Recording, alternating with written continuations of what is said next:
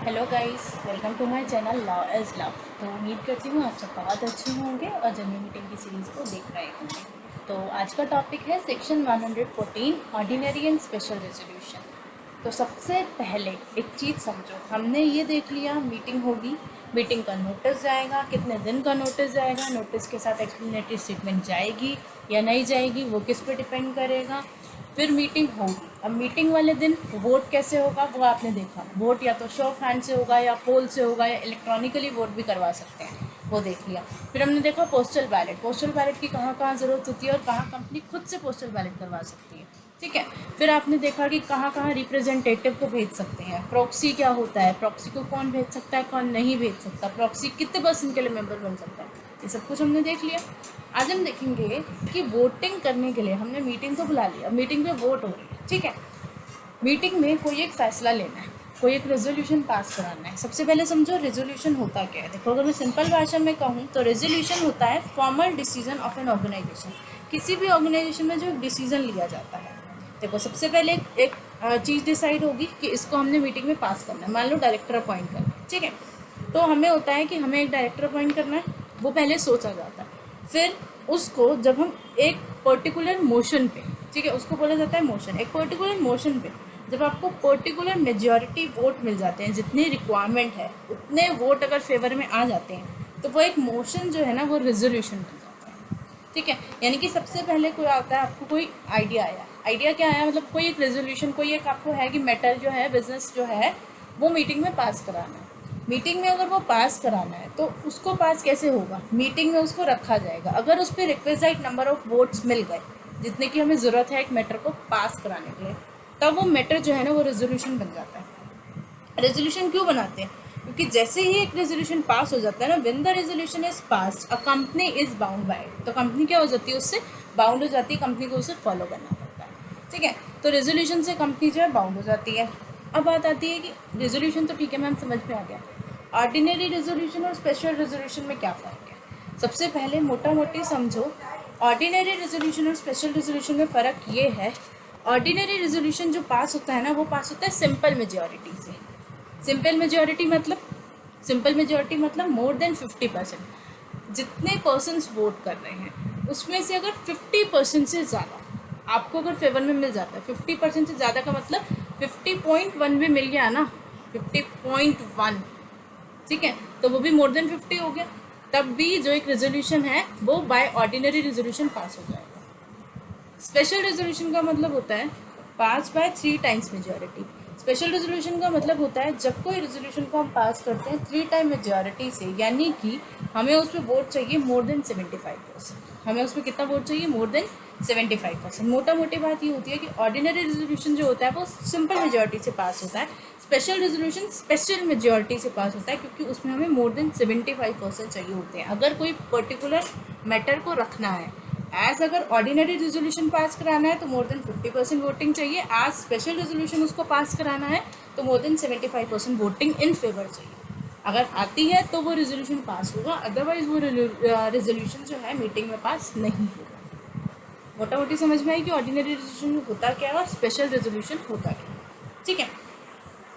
अब 114 का सबसेक्शन 1 देखते हैं, एक एक वर्ड बहुत ध्यान से पढ़ेंगे। A resolution shall be an OR।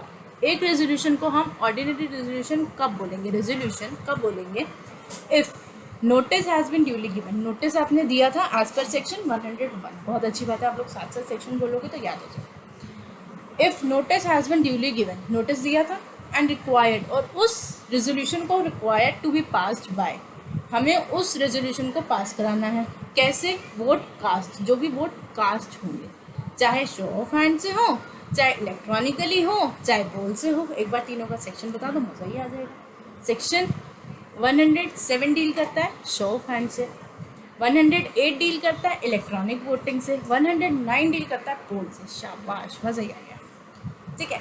तो वोट चाहे किसी भी तरीके से हो, शो ऑफ हैंड से हो, इलेक्ट्रॉनिकली हो या पोल से हो, उससे फ़र्क नहीं पड़ता, as the case may be. लेकिन वोट कास्ट जो हुए हैं in favour of resolution, resolution के फेवर में जितने वोट डले हैं, इंक्लूडिंग द कास्टिंग वोट, आपको पता है चेयरमैन के पास कास्टिंग वोट होता है, तो कास्टिंग वोट को मिलाने के बाद अगर कोई चेयरमैन ने कास्टिंग वोट किया है उसको मिलाने के बाद जो भी वोट कास्ट हुए हैं in favour of the resolution by the members, किसने वोट कास्ट की? By the members who being entitled to so to do, जो वोट करने के लिए इंटाइटल था, ठीक है, in favour of the resolution by the members who being entitled so to do, करने के इंटाइटल था।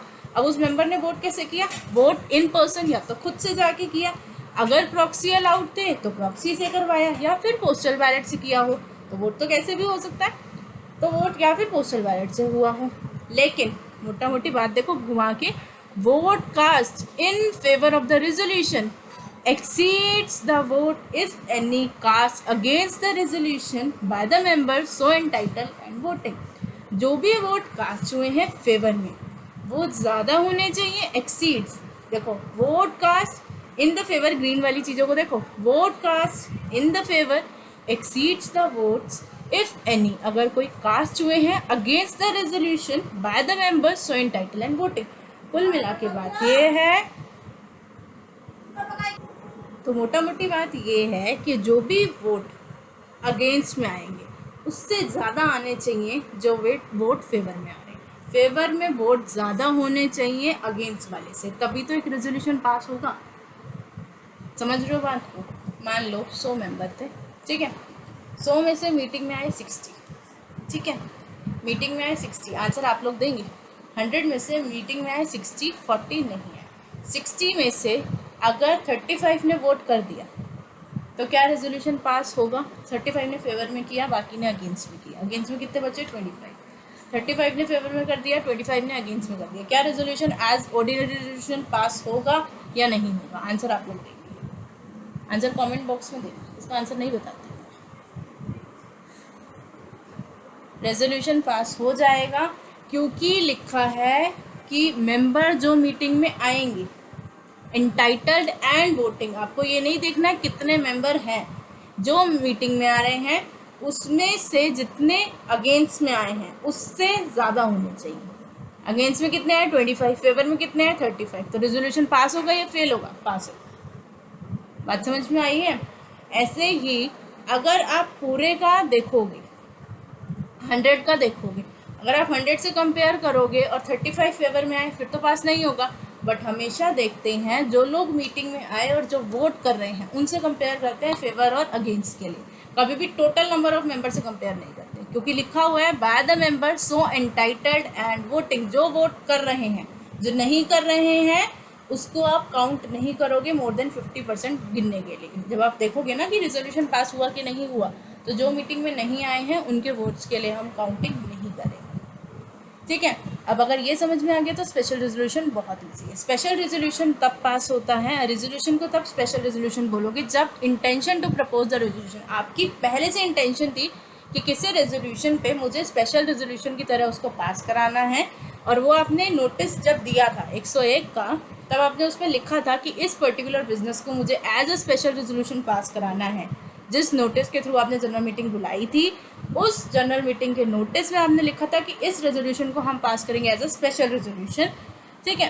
पहली चीज़ ये। दूसरा, नोटिस जो आपने दिया था, notice has been duly given, notice दिया होना चाहिए। अब बात आती है the vote cast in favour of the resolution, चाहे शो ऑफ हैंड से हो, इलेक्ट्रॉनिकली हो या पोल से हो, by the member entitled so to do. अब उसने वोट किया हो पर्सन या प्रॉक्सी या postal ballot, are required to be not less than 3 times the number of vote if any cast against the resolution, यानी कि अगेंस्ट द रेजोल्यूशन में जितने भी वोट्स हैं उससे 3 गुना वोट, 3 टाइम्स वोट्स कैसे होने चाहिए? फेवर में होने चाहिए। अगर होता है 3 टाइम्स मतलब 75%, उससे ज़्यादा अगर होता है तो आपका जो रेजोल्यूशन है वो पास होगा एज अ स्पेशल रेजोल्यूशन।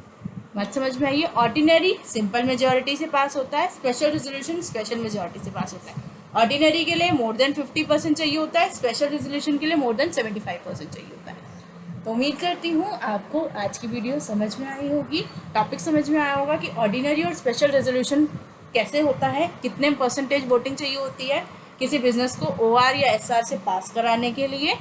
तो मिलते हैं नेक्स्ट वीडियो में मज़ेदार टॉपिक के साथ। तो आप लोग कमेंट बॉक्स में बताना कि आप लोगों को वीडियो कैसी लगी।